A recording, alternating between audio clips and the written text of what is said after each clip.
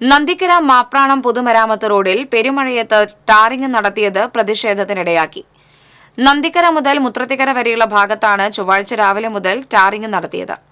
മാസങ്ങളായി നവീകരണം നടക്കുന്ന റോഡിന്റെ വശങ്ങൾ പൊളിച്ചിട്ടത് മൂലം നിരവധി അപകടങ്ങളാണ് സംഭവിച്ചത്.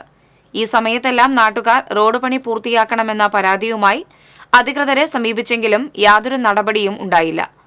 വേനൽക്കാലത്ത് നിർമ്മാണം പൂർത്തീകരിക്കേണ്ട റോഡാണ് അധികാരികളുടെ അനാസ്ഥ മൂലം നീണ്ടുപോയത്. ഇതിനിടെ മഴ ശക്തമാകുകയും റോഡിന്റെ വശങ്ങൾ അപകടാവസ്ഥയിലാവുകയുമായിരുന്നു. കഴിഞ്ഞ ദിവസങ്ങളിൽ ഇരുചക്ര വാഹനങ്ങൾ തെന്നിവീണ് അപകടങ്ങൾ സംഭവിച്ചതോടെയാണ് ധൃതി പിടിച്ച് ടാറിംഗ് നടത്തിയത്.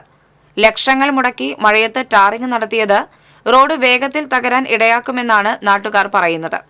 കരാറുകാർക്ക് സാമ്പത്തിക ലാഭം നേടിക്കൊടുക്കാൻ പൊതുമരാമത്ത് അധികൃതർ കൂട്ടുനിൽക്കുകയാണെന്ന ആക്ഷേപവും ഉണ്ട്.